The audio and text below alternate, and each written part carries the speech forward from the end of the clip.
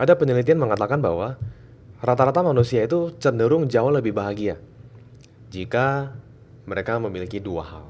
Dan dua hal ini harus memiliki dua-duanya, tidak bisa salah satu.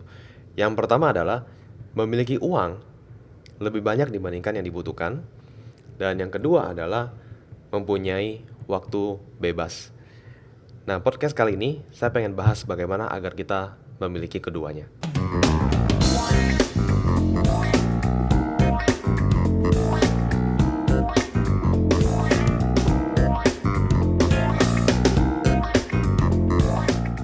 Nah, teman-teman, dua hal tersebut biasanya orang bisa aja tidak punya kedua-duanya, tapi mostly kita sering mendengar bahwa mereka punya mungkin salah satunya ya. Kalau punya salah satunya itu kurang nyaman ya. Contohnya, kita punya banyak uang, lebih banyak dibanding kita butuhkan, tapi tidak punya waktu. Percuma, kita tidak bisa menikmati hasil yang kita achieve kan. Saya pernah kenal orang yang sangat kaya raya, rumahnya besar sekali ya. Bahkan di lantai 2 dia punya kolam renang yang buat saya itu mewah sekali ya. Tapi ternyata yang renang itu malah pembantunya, teman-teman. Si ownernya nih tidak punya waktu untuk menikmati hasil kerja kerasnya. Nah, itu kan percuma juga ya. Kita terlalu sibuk bekerja, bahkan kita tidak bisa menikmati hasil yang kita miliki. Dan itu sering terjadi. Atau yang kedua, orang punya waktu bebas nih, tapi tidak punya uang. Dia percuma juga ya. Karena sebenarnya dengan punya banyak uang, kita hanya memiliki lebih banyak opsi, teman-teman. Ya, kita punya banyak opsi untuk apa yang ingin kita sukai, apa yang kita inginkan. Nah, bagaimana caranya agar kita bisa punya dua hal ini, teman-teman? Punya uang yang lebih banyak dibanding yang kita butuhkan, sehingga kita lebih banyak opsi yang kita inginkan, kita bisa lebih banyak pilihan begitu ya. Dan yang kedua juga punya waktu bebas. Sebenarnya jawabannya hanya satu ya, yaitu kita mempunyai investment yang berjalan. Kita memiliki investasi yang berjalan untuk kita. Nah, jadi karena investasi itu sifatnya adalah uang itu yang bekerja untuk kita, teman-teman. Atau bisa juga kita sebut yang kedua lah setelah investasi, yaitu kita memiliki bisnis yang autopilot, yang memang bisa berjalan tanpa harus kita bekerja di sana ya. Tapi awal tentunya kalau bisnis itu harus kita jalankan terlebih dahulu. Baru setelah itu baru bisa kita bikin sistem autopilotnya. Nah, tapi yang pengen saya bahas ini adalah dari sisi invest ya, dari sisi kita menjadi seorang investor. Karena dengan menjadi seorang investor, uang yang kerja buat kita. Jadi ada satu momen bahwa kita bisa mendapatkan dua hal tersebut ya. Satu, uang lebih banyak daripada yang kita butuhkan, dan waktu bebas. Karena jadi investor, waktunya cenderung lebih bebas. Nah, teman-teman, di podcast sebelumnya saya pernah cerita bahwa semua para konglomerat nih, bagaimana caranya mereka bisa mengakumulasi ya, menciptakan, mengumpulkan kekayaan mereka. Itu mostly mereka hanya sentuh 3 hal ya. Teman-teman boleh coba melakukan penelitian sendiri ya, melihat bahwa top 10 orang-orang paling kaya di seluruh dunia, di negara apapun gitu ya, mostly mereka akan nyentuh 3 hal. Mereka akan invest 3 hal itu. Nah, rata-rata mereka adalah seorang investor ya. Mungkin awalnya mereka bangun bisnis, tapi setelah itu mereka akan jadi investor ya, karena mereka biasanya nggak hanya punya satu bisnis ya, tapi punya banyak bisnis dan sektor lainnya, dan rata-rata adalah hasil dari mereka invest. Contoh, kita mungkin tahu bahwa Bill Gates itu kaya dari Microsoft. Padahal bukan, dia menjadi orang paling kaya di dunia itu karena hasil investasinya dia, teman-teman. Jadi Bill Gates adalah seorang investor. Kalau teman-teman cari tahu, Bill Gates ini dia punya kekayaannya dari Microsoft itu hanya 30%. Nah, sisanya 60-70% ini adalah hasil investasi dia lewat punya dia yang namanya Cascade Investment, yaitu miliknya Bill Gates ya.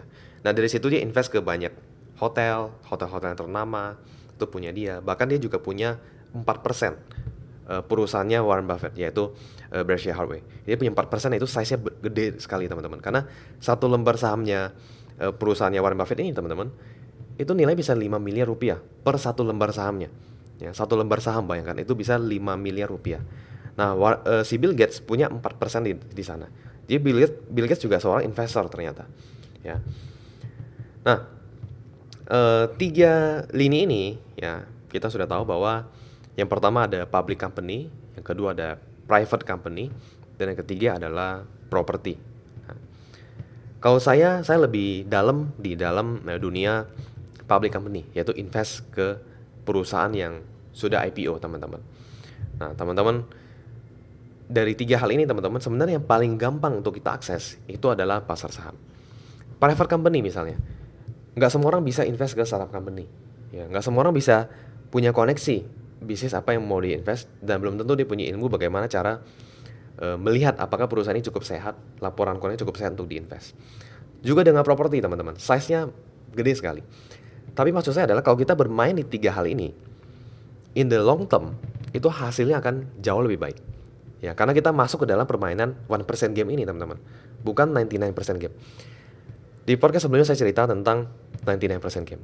Seberapa keras pun kita bekerja, tapi kalau permainannya salah, akan sulit sekali untuk kita menjadi orang yang berhasil secara keuangan. Tapi kalau kita masuk ke dalam 1% game, mungkin kita melakukan kesalahan, bisa jadi kita tetap menghasilkan uang. Saya kasih beberapa contoh. Misalnya yang pertama dulu, yaitu public company, invest di pasar saham. Nah, teman-teman, kalau kita tarik 10 tahun invest di pasar saham, sebenarnya tidak ada risiko sama sekali. IHSG, indeks kita di Indonesia, itu adalah salah satu indeks terbaik di dunia. Ya, sudah beberapa kali memenangkan pertumbuhan yang terbaik di dunia. Soalnya kita bangga menjadi orang Indonesia, ya. Nah, 10 tahun terakhir kalau kita invest di semua perusahaan di Indonesia, semua yang IPO, teman-teman, semua yang menjadi perusahaan publik, itu kita bisa mendapatkan keuntungan minimal 12% per tahun selama 10 tahun berturut-turut. Itu sudah jauh lebih baik dibandingkan deposito yang kita lakukan di bank. Nah, 12% per tahun ini bisa akumulasi bunga berbunga. Selama 10 tahun, hasilnya akan jauh lebih besar dibandingkan 120%. Itu kalau kita invest semuanya. Bagaimana kalau kita hanya invest yang perusahaan yang bagus, yang profit? Hasilnya pasti jauh lebih besar dari itu. Minimal kali 2, teman-teman. 24% per tahun. Itu kalau public company. Makanya banyak sekali orang yang bisa berhasil di pasar saham, tapi untuk jangka panjang, ya. Yang kedua, private company. Basically bisnis yang belum IPO, teman-teman. Jadi masih private, ya. Kita tidak bisa akses laporan keuangannya secara publik, secara transparan seperti perusahaan IPO. Nah, private company ini bisnis yang masih private. Kita juga bisa invest ke sana. Ya, sekarang kan kita lagi rame-ramenya tentang startup company, ya. Valuasinya bisa naik gila dan sebagainya. Saya punya satu teman, ya, dia punya papa. Pernah ditawari sama temannya untuk invest ke dalam Gojek, teman-teman. Jadi Gojek ini sekitar penawaran ini dilakukan sekitar 6-7 tahun yang lalu, ya, sebelum Gojek sebesar hari ini. Nah, saat itu saya punya teman, papanya ditawari untuk invest 500 juta rupiah per satu unitnya, minimal 500 juta rupiah. Nah, cuman sayangnya dia tidak melakukan investasi itu, ya. Kalau dia lakukan investasi itu, nilainya sekarang, ya, valuasinya yang dia punya itu sudah hit minimal di angka 500 miliar, teman-teman. Bayangkan, invest 500 juta, diamkan saja, hanya terima report dari Gojek, nggak melakukan apapun gitu, ya. Sekarang jadi size-nya sampai 500 miliar. Mungkin sekarang lebih besar, karena angka 500 miliar ini sebelum Gojek menjadi Dekakorn. Ya, itu cerita tahun lalu, teman-teman. Sekarang saya yakin mungkin sudah lebih besar. Bisa jadi 800 miliar mungkin, ya. Cuman ya, bicara bisnis, teman-teman, memang angka keberhasilannya itu memang agak kecil, ya. Misalnya tahun pertama 80% bisnis itu mati.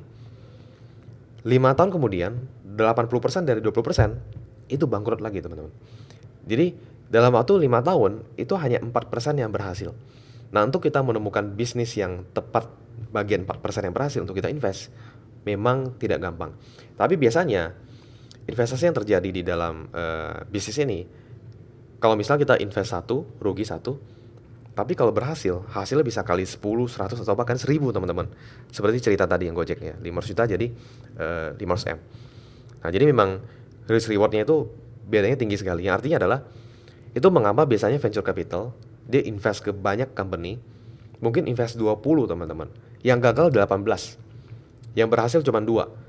Tapi 2 ini, masing-masing misalnya kali 100. Artinya apa? Dia invest 20, gagal 18, tapi yang 2 ini berhasil, masing-masing kali 100. Berarti kan jadi 200. Dia punya 200, rugi 18. Masih untung 182. Masih bagus sekali. Nah, itu yang terjadi, teman-teman, kalau dalam private company ya. Yang ketiga adalah property. Nah, ini adalah salah satu story kisah nyata ya. Sebenarnya story-nya banyak, tapi yang ini yang paling size-nya besar sekali teman-teman. Karena orang ini dia pernah bangun pabrik bisnis di Cikarang. Saya kenal beliau ya. Dan pabrik ini bangkrut teman-teman. Ya, bangkrut. Modalnya belasan miliar, bangkrut. Tapi modalnya ini milik dia sendiri ya, masih milik dia sendiri. Tanahnya milik dia sendiri, sudah diambil, tapi pabriknya bangkrut.